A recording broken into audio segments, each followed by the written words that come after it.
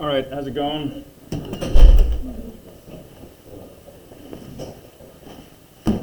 So, ODP issues.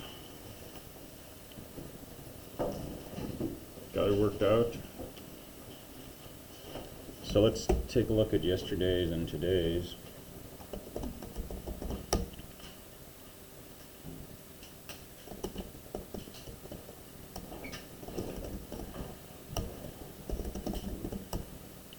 All right, we're doing 210 right now.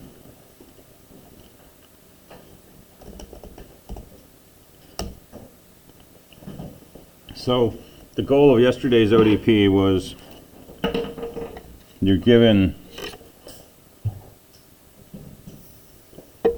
a list of 3 nodes.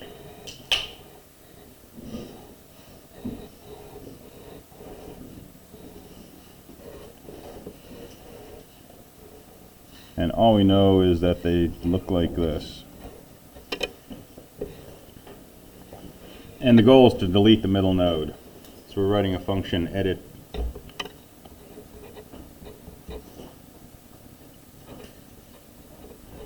that gets the address of this first node. And to delete this node, really all we got to do is take this pointer, right, this next field, and somehow change it to skip over that middle node and point to the third node. All right, if we do that, this middle node is gone, and maybe we free it.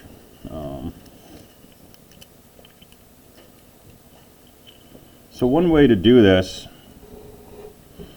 well, let's make a struct node star to point to this node. Let me call that temp.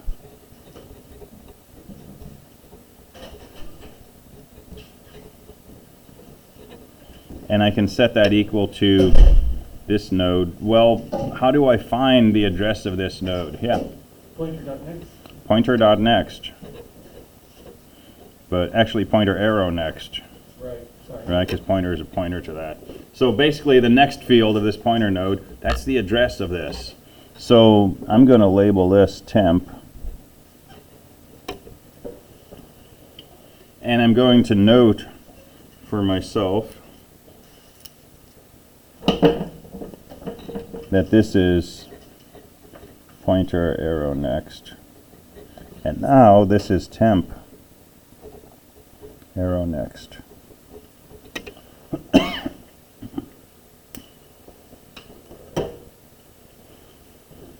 So how do I skip over this node?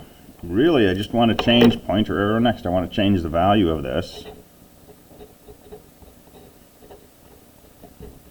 to be the address of this third node. Well, what's the address of this? That's temp arrow next.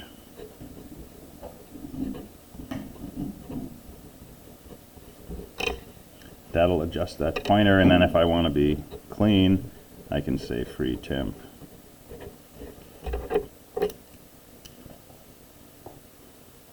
So that'll work, okay?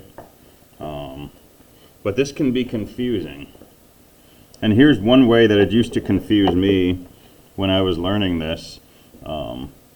This node here is pointer arrow next. Well, I might be tempted to label this block PTR arrow next, and to label this block temp arrow next. But if I think of it like that, this statement suddenly gets really confusing to me, because it makes it sound like I'm somehow taking this node and replacing it with this node, like I'm taking this and putting it on top of there, and then I might think I need to free temp arrow next or something like that. And there's a confusion here between what is a pointer and what is the actual node, right? So even though temp is a pointer to a struct node, I write temp up here and I say temp is this node. Okay, that's what I'm thinking of it. I'm doing the dereferencing kind of automatically in my head. And I would not label this pointer arrow next, right?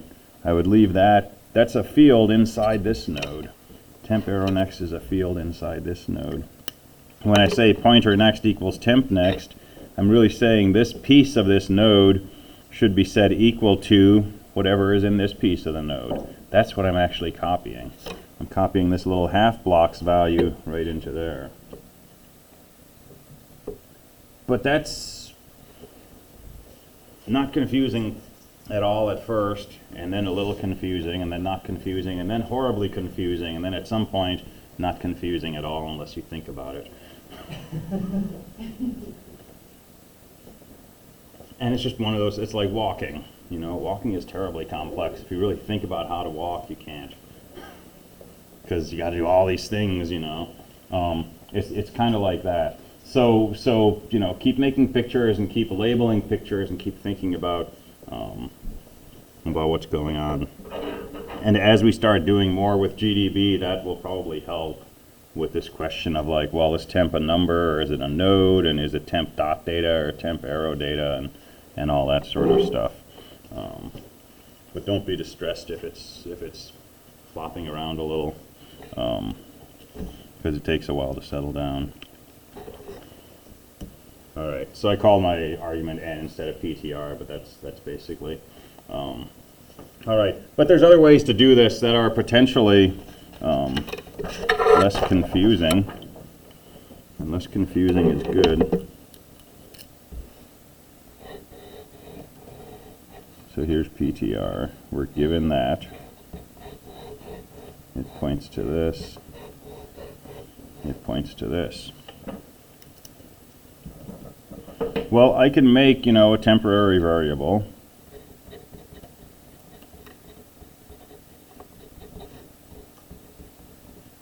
Called second. And I can say, I'm going to call this thing second. Well, what is second? This is PTR arrow next. So if I take this field of the PTR struct node, that's the address of this node. This is second. And I can do the same thing again. Make a third, which is equal to, well, how do I find the address of the third node? It's just the next field of this second node. It's just second, arrow next. So you change it back. Yeah, you can do it in two statements. You can do it in one. You could say struct node star third and then say third equals. Or you can do it all in one statement. I usually do it in two, but I'm saving trees today. And, you know, while you're at this, you could call the argument to your function first. And then this would be first instead of PTR. Or if it's called PTR, you know, you can do something like this.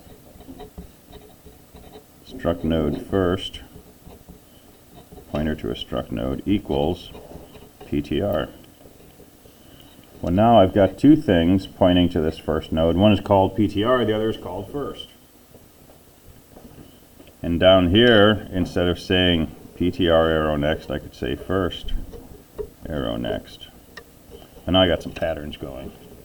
If I had a fourth one, I could do a fourth, and that would be equal to third arrow next.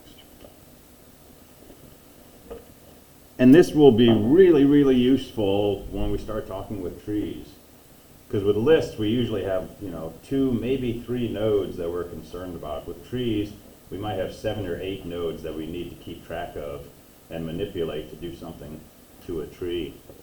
And it's really, really good to just have a name for each of these nodes. Right? And now if I want to skip over this second node, it's the fairly logical sounding first arrow next equals third. Well, if you don't think too deeply about it, what are we saying? First points to third. And what do we get rid of? Let's free the second node. Yeah? So if you're dealing with like hundreds of nodes and they all have a unique name, do you have to manually declare them like on their own? So if you wanted them to each have a unique name, like first, second, third, 99th, yeah. Okay. But usually we're not going to do that. Usually we'd be doing something in a loop, right? Like previous current, previous current. Right, okay. Right? But in this particular case, it's a weird ODP. It actually gives you 3 nodes and wants you to do something very particular. Okay. But we might move through a list till we get to the point where we want to delete.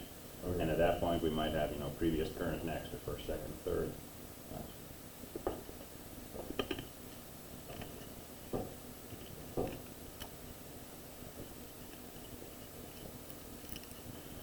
On the other end of the spectrum,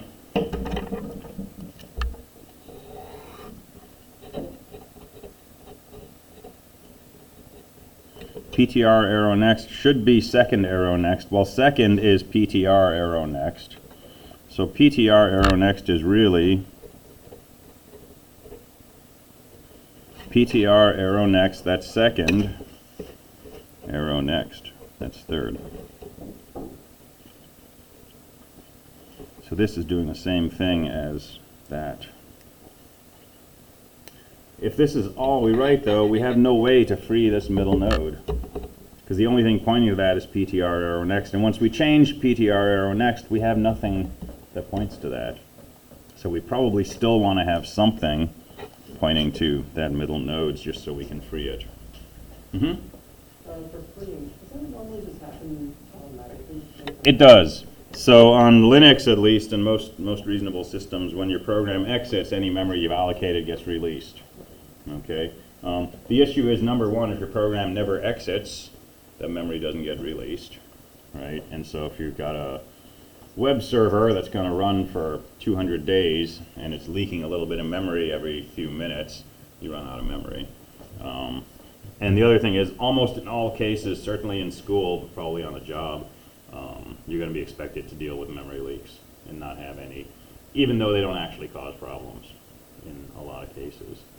So, and dealing with them is something that's got to be learned. Right? You've got to know where you're allocating memory and when you can release it and how to release it. So it's a good thing to start working on from the beginning. Yeah. So are memory leaks kind of only problems with C and other like, low-level languages, or?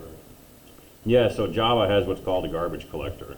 Lisp, back in the 60s, had a garbage collector, something that runs around in the background and looks for things that aren't being referenced anywhere. And when it finds it, it automatically releases those. So in Java 2.23, we never have to say free. It just gets taken care of for us. That's doable because Java is running on a virtual computer, a virtual machine. And every time that memory is allocated, it does something to say, hey, you know, here's this thing, it's called this. And anytime something references it makes note of, you know, there's one thing referencing it, there's two, there's three things. And when those things go away, it says, okay, now there's only two things referencing it. And when that gets down to zero, it says, hey, this is garbage now. And it'll get collected. Linux can't do that with mallocs because you malloc something, you just store the value in an integer. And it has no way to keep track of if you copied that integer somewhere else, so that you might still have access to a node. So we have to do freeze for a few more weeks, and then we can forget about it.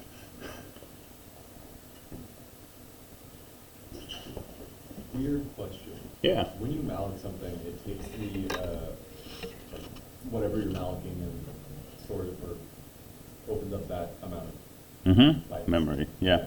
But then since you're like making a pointer to that as well, is there also a section of data that has like an integer value that is that number that it's pointing to? Up until the very end, it made sense to me. Okay. So like if you make a struct node pointer Okay. equal to malloc struct node, Okay. right? You have a pointer that is storing some number, which is the address in memory for where you malloc. Right. And so you've got both the pointer value and the malloc memory value. If you don't use either one of those, then you're like, Well, you've got the pointer value, which is the address of the memory, yeah, right? And then there's the actual memory block. yeah, But you've only got one pointer, right? yeah, That's the thing that malloc returned to you, the address of that block. yeah. Okay. So is there a question after that? I guess like do pointers store the address in memory, or is it? Oh, just, yeah. Okay. I think I know what you're saying. Yeah, so there's a location in memory somewhere where, okay, so, and this is part of a killer lecture I'm working on, or a killer video on pointers. So struct node star PTR, PTR equals malloc. Let's just say we malloc 12 bytes. Okay, somewhere off in your memory,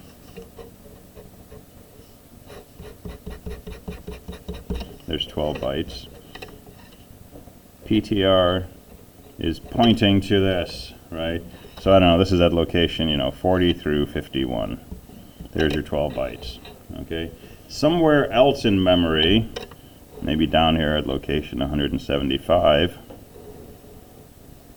this is actually where PTR itself is stored. And the value that's stored there is 40. So there's two things in memory, right? Because this variable itself is stored in memory. And the contents of that memory location is the location in memory where that node is stored.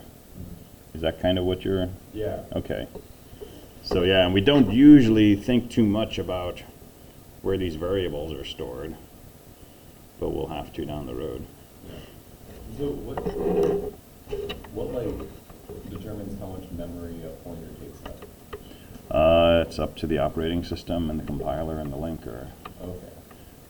If you're on a 64-bit machine, memory addresses are 8 bytes, 64 bits. So pointers are always going to be 8 bytes. Okay. If you're on an old x86 machine, 32 bits, pointers are 4 bytes. If you're on an old 8080 machine, pointers are probably 2 bytes. Because you only had 65,000 locations in memory.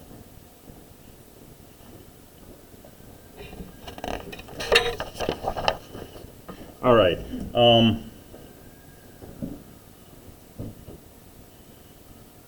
And let me just,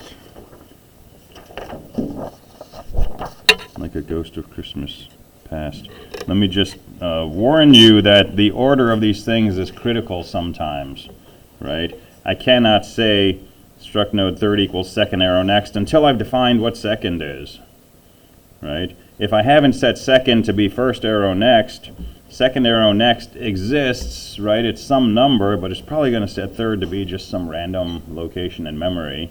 And when I try to do anything with that, I'll probably seg fault, right? This is only meaningful once second has a value, which was really only meaningful once first had a value, which happened up here. And the freeing is also critical, right? If I free second at the very beginning of my function, I cannot look at second arrow next. Right? Once I've freed it, these fields are considered invalid, and second arrow next might not point to third anymore. So think about the order. A lot of times, if we want to do 5 things in a function, we can just do them any order that we want. It makes a lot of difference when we're dealing with chains of pointers. All right, last ODP for a while, ODP 210, similar to 209, but instead of deleting a node, we're going to insert a node. So you have a function edit2, it takes a pointer to a struct node, and it takes a number, which is an int, and the pointer is again the first node of a chain of 3 nodes. And the goal of your function is to malloc a new node, set its data value equal to num, and then sandwich it in between those 2 nodes, the second and third nodes.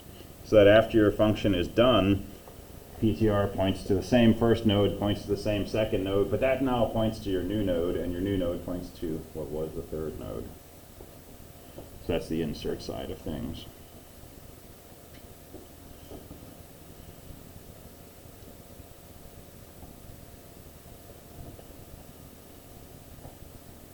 Make sense? Okay. The other thing to mention is at least a few people, since your function was named edit, they called their executable program edit before assessing it. I've been suggesting you call these things main 209, main 210. The reason I've been suggesting that is because you know that those are not pre-existing commands. There is no built-in main 210 on Linux. Edit is a built-in command. It's sitting under user bin, and if I just say edit, even if I have an executable edit in my current directory, it runs edit from user bin edit. And you start getting these weird messages about regular expressions and deprecation and stuff like that. And if I try to assess a program called edit, it's going to be assessing user bin edit, and I'm going to get 0 out of 10. Same thing with test. Test is a built-in command. If I make my executable program called test and I say assess test, I always get 0 out of 10. because it's not assessing my code, it's assessing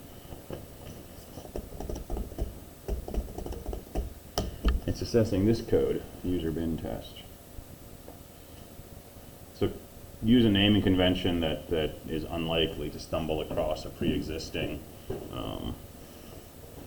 command, or assess /edit or /test. That's kind of a pain.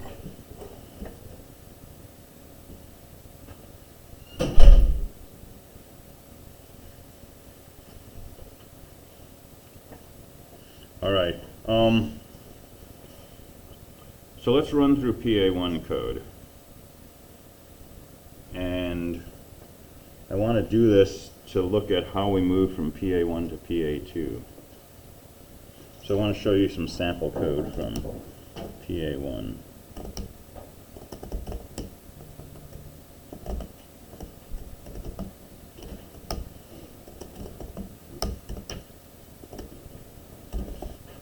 Did we start looking at this yesterday? Okay, so here's my main program. I like small main programs, so this is tiny, right? I declare my array of 100 struct nodes. I have my favorite temporary character array called buffer. I call initialize to create an empty linked list. That should create a sentinel, points to my null, and stores in location 0 in my array.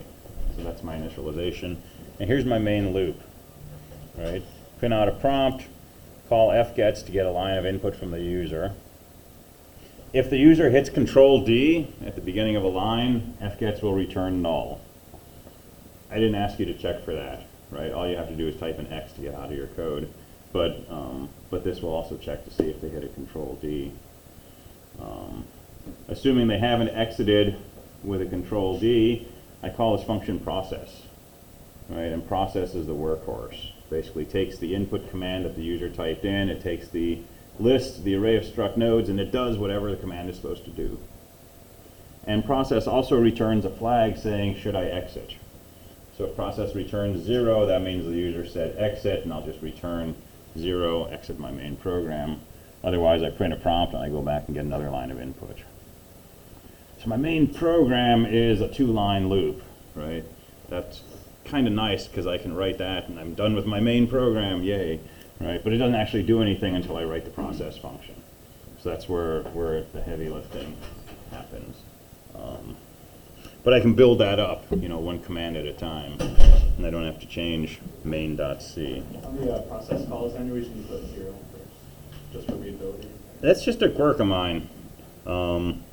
Same thing with fgets. I put the thing I was comparing it to first. I think mentally for me, it keeps me from having to worry about parentheses. I can just throw on closing parentheses until I match. Otherwise, I got to figure out if it's like inside or outside. I don't know. But yeah, it would work either way.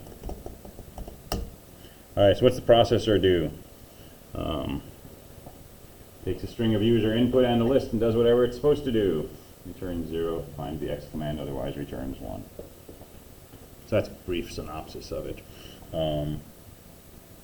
So first thing I decided to do was just look at the first character of the command.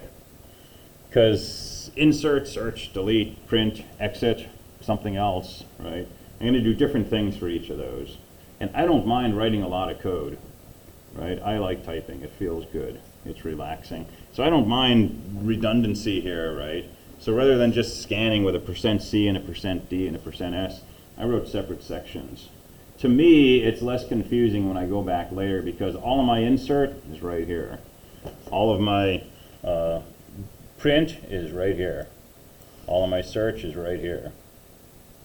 Okay, so that's just, style choices. So switch on the first character of buffer, and if it's an I, single quote because it's a character, right? You can't switch on strings. Then see if it's a properly formed insert command. So I look for I followed by an integer, hopefully followed by nothing else. So this is a 224 trick. See if scanf returns 1. If it does, then this is I followed by a number. So search my list to see if that number is in there. And if it is, if search returns 1, then I print the message, the number's already in the list, and I break out of my switch statement. Otherwise, the number's not in the list, I'm going to add it. So call my add function, list comma number, and add returns a 1 or a 0. If it returns a 1, it was successful, so I print success.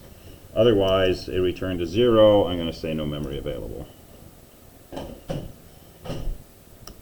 And this, right between there and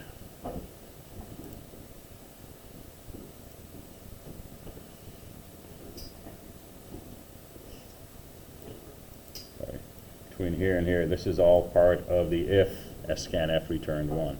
I already know it's an insert command. If it's not a legal insert command, I want to give them a help message. So I have a function usage that does that. I just call usage, it tells them what the legal commands are. And then switches, you always have to have a break at the end of your case if you don't want to just fall into your next case. If I don't say break, after I finish doing my insert, I would start printing and so on and so forth. So I break out of there. Okay, P, I wanted a P followed by nothing except a new line. So in here, first character was a P. Check the second character and make sure it's a new line. Again, single quotes, it's a single character. If it is, then I call my print function. Otherwise, call usage to remind them what the legal commands are. Search looks just like insert. It should be search followed by a number. If it is, search the list. And here I'm just doing this ternary operator. If search returns 1, then I print out the word found, otherwise I print out not found. But you can do this with an if then else. And if it started with an S but it wasn't a legal search command, give them a usage message. Delete looks exactly like search, right? Except before I call delete, once I know what number they're trying to delete, search the list. If it's not in the list, print a message saying it's not found and get out of your switch statement. Otherwise call delete, and it must have succeeded. And then X, assuming that it's an X followed by a new line, I'm going to return 0 from this function. And my main program, remember, checks process. If it returns a 0, it exits immediately. If they type in something that didn't start with one of those 5 characters, I give them a help message. And down here is the bottom of the switch, and then I just return a 1, which will tell my main program we're not done yet, so get another line of input.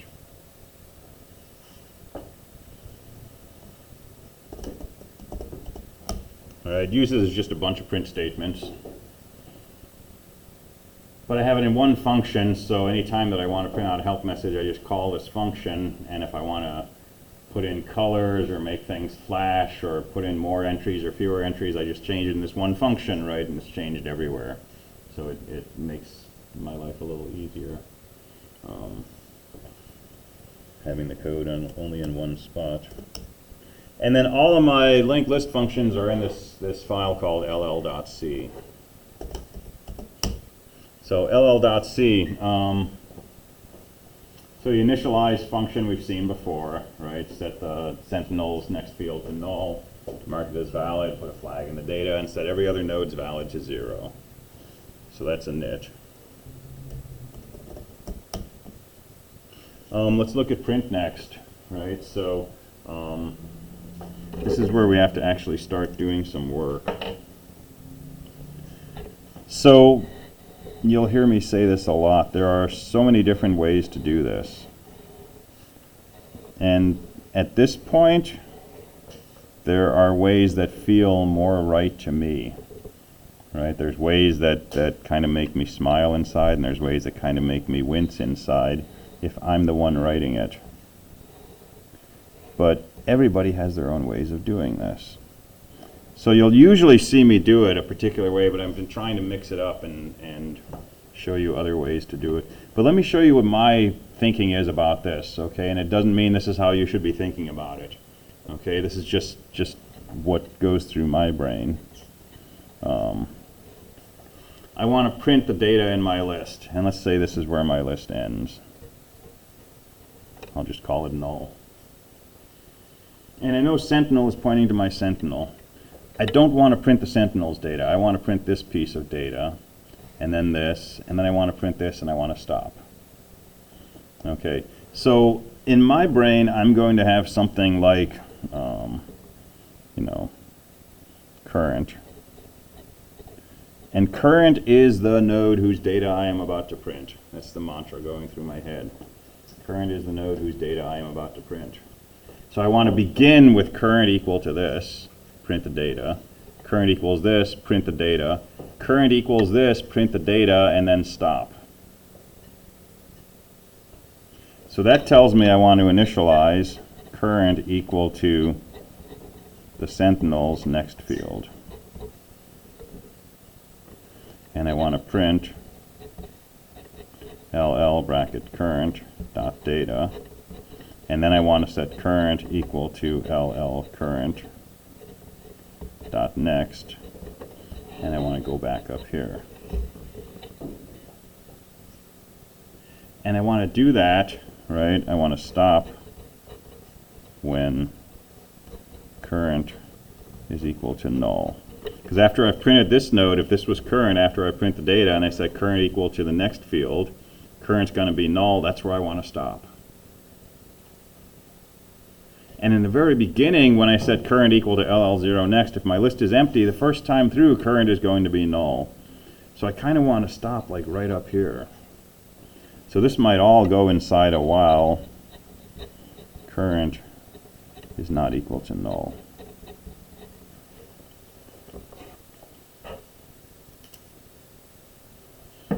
But I might decide I'm always going to think about this node, which is pointing to the node whose data I want to print. And in that case, I would initialize it to 0, and I would be checking to see if its next field is null. And if it's not, then I would print its next field's data, and then I would still change it to its current next, right? So whatever you are trying to do, right, whether you're using a pointer to this or that or this other one, right, try to reconcile it with the pictures, try to get a good idea, right, sort of pseudocode level, and then translate it into C. So for me, this was pointer gets initialized to list 0 next, and while it's not null, print out the data, move down the list. And then at the end, print a new line and return. And that's half of what I have to do for most of my other functions. Search is identical, right? Search is just same thing, but instead of printing list pointer data, I check to see if list pointer data is equal to my number. And if it is, I found my number, I can return right now, my work's done. I can just return a 1 and say, yes, I found your number. If I go all the way through the list and I haven't returned, I did not find the number, so at the end here, instead of printing a new line, I just return a 0 and say your number's not in the list.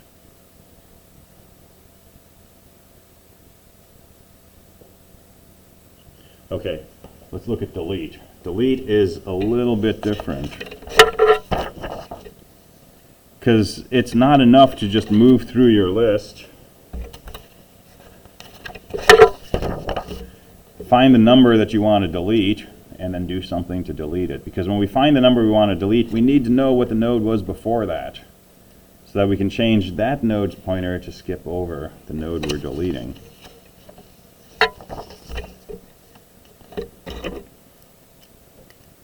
So I'm going to have 2 pointers. I'm going to think of one as previous and one as current. And the mantra in my head now is current is the node whose data I might be trying to delete. And I know I don't want to delete the sentinel node, so this is the first node I might be wanting to delete. So I'd like this to be my initial value of current. So to initialize my loop, I want previous to be the sentinel, current to be the first node. And that's just something like previous equals 0, current equals previous next. And I'm starting to switch over my notation on you. Instead of LL bracket previous dot next, I'm just thinking pseudocode. I want current to be what this previous node is pointing to. And now I'm going to say, is current's data the number I'm trying to delete? And if it is, then I want to skip over this node. Well, that's your ODP, right? How do you delete this node? Take the node before it and have it point where this node is pointing. So previous next equals current next. and then free the memory associated with current. That's just called a release node. If this is not the number that I want to delete, then I need to move down the list. Well, how do I do that? Previous equals current, and current equals current next.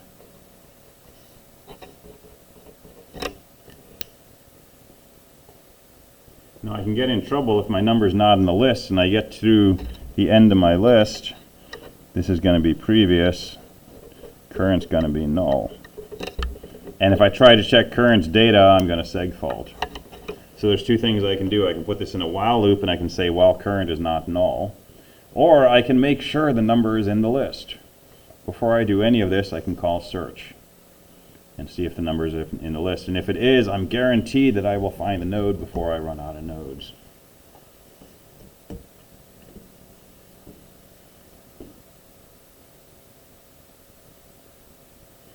So here I just initialized previous to the sentinel, current to the first node, and I made my while loop while current's not null. If the current node's data is the number I'm trying to delete, have the previous node point where the current node is pointing.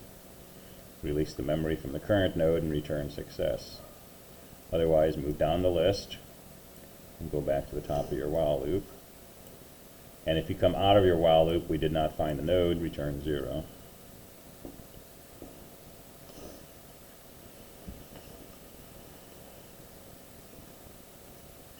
And then add is basically the same thing, right? Previous current pair, and you move through the list and you look to see current is the node before which I might be trying to insert. Okay, so at each point I check current's data, see if it's bigger than the number I'm inserting. If it is, then current is the node before which I want to insert. And I already have previous pointing before it, so make a new node. Previous points to that, new node points to current. That's headed to today's ODP. And if you get to the end of the list, then you want to insert after the last node. Well, at the end of the list, previous will be the last node, and so you just insert after previous. Previous next equals new, and new next equals null.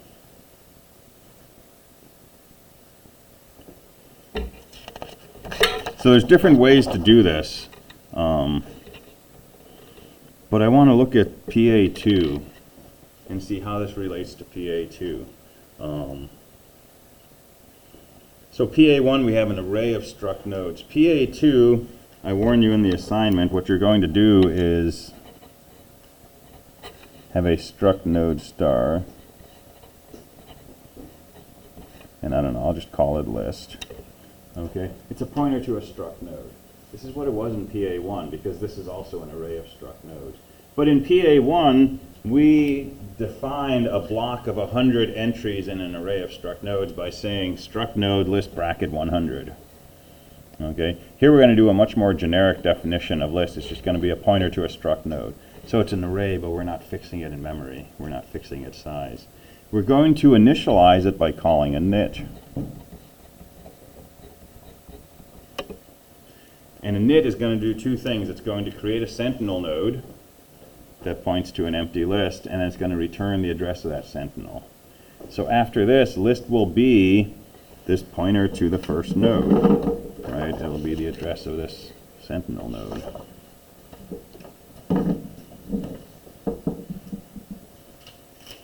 And what does init look like?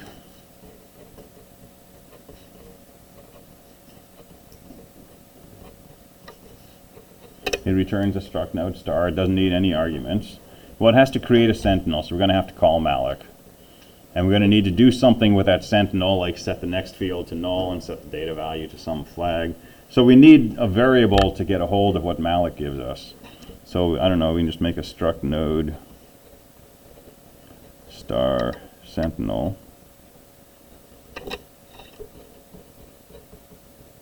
And say sentinel equals malloc. Size of struct node. Sentinel is a pointer to a struct node. So to get to the data field of the thing it points to, that's sentinel arrow data. And set that to, you know, your password or something. so you can recognize it if you stumble across it, and then set the next field equal to null. And null is defined in standard I/O, so you don't define it yourself. And then return the address of that sentinel node. Well, that's just sentinel. So here again, sentinel is actually an address, but we're really thinking of it as one of these blocks with a top and a bottom part to it. But in the end, it's really just a memory address. All right, so after your call to init, list is the address of a node, which points to an empty list.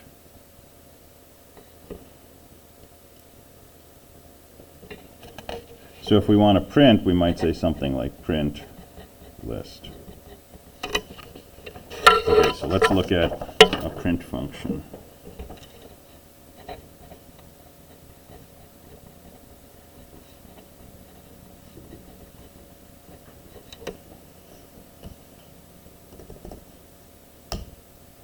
So print in PA1, right, it takes a struct node star, that's an array, and what do? We have an integer pointer, pointer equals list bracket 0 dot next,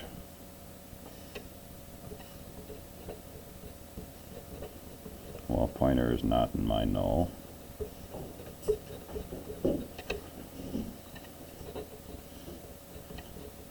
Print list pointer dot data, and then move down the list by saying pointer equals list pointer dot next. All right, so that's our essential print routine from PA1. In whatever form you did it, wherever your pointers were, look ahead, look behind, whatever. Right? Okay. Now, if we don't have an array of struct nodes, but we have just locations in memory, right?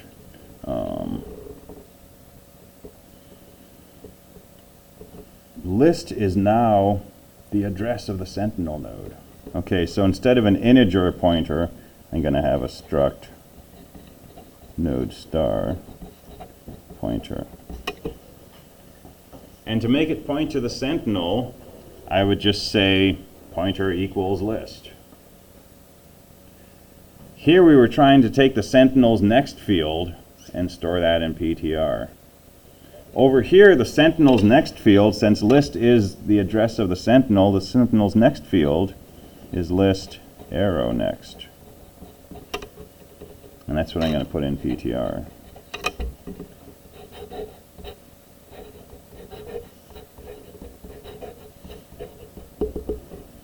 So here's list. And this statement here will set PTR to look like this block right here. And then while PTR is not equal to null, because our flag with dynamic memory is null, not -1. So while pointer is not null, well, what do we want to print? We want to print PTR's data field. Well, that's just, since PTR is a pointer, that's just PTR arrow data. And then we want to move PTR to point to the next block. Well, where do we find out the address of the next block? That's PTR's next field. So this is PTR equals PTR arrow next. That's PA2. So I don't want you to fall too deeply in love with the symmetry here, okay? But I want you to note that we have the same lines of code in PA1 and PA2, the same variables. What has changed? Well, null changed instead of my null. That's pretty minor. But list bracket 0 next became just list arrow next. List bracket PTR dot data became PTR arrow data. List bracket PTR dot next became PTR arrow next. Right? This is the exact same algorithm for PA2 as PA1. In fact, every function you write for PA2, the algorithm is going to be identical to PA1. And this is what it's doing, right? It's moving PTR down. But the way we write it in code changes slightly. The way we get to a field of index PTR is list bracket PTR dot field name. The way we get to a field of dynamic memory node PTR is PTR arrow field name. So you could go through and globally find all of these patterns in PA1 and replace them with these patterns and call that PA2. And I've had a few students in the past who have tried that and succeeded. And basically with 2 or 3 commands in VI, they turn PA1 into a working PA2, right? And I'm not suggesting you do that, except maybe for fun afterwards, but I want you to keep in mind while you're doing this what the parallels are here, right? And when you're doing this, if you're not sure what it's doing, think back to what you were trying to do in PA1 and think about how this gets you there in PA2. And that will help with solidifying your grasp of this notation, this idea of dereferencing and accessing a field, and how you tie it into these pictures. Okay. Once you know what you want to do to these pictures, and you know how to write pseudocode for an algorithm for that, and then you know how to translate that into these statements with the arrows and the stars and all that other stuff, right? That's 222, you're done. That's all we're going to be doing for the rest of this course. And we're going to do it with trees, we're going to do it with hashes, we're going to do it with stacks and queues and tries and all kinds of other stuff. But it's always going to be the same thing. It's just going to be a bunch of boxes with a bunch of arrows. Right? That's basically every data structure we care about. So this is you know, something that you will use again and again and again throughout this course and throughout other courses and data structures. So it's really, really worth the effort of working through the confusion, right, and embracing it, because inside that confusion is the understanding. Working through that to make as much peace with this as you can. And it takes time, right? It's not like I lecture on it, you go home, it's like, yeah, I understand that. It takes time, it will come and go multiple times. You'll think you have it, and then it'll slip away, and it'll be confusing again. That's how our brains work for whatever reason. At least that's how my brain works. All right, so I talked about the quizzes in at the end of the previous section. We didn't get to that here, but you can watch the end of the previous video if you want, and we'll talk about the GDB quiz tomorrow if you like. But a few quizzes are coming up due. You already know enough to do those, but I want to start working on GDB a little bit more tomorrow. And then we're going to be moving to talking about hashes, and PA3 is going to be related to hashes. So that'll be our next data structure, and that'll be an application of linked lists. All right, I will see you tomorrow.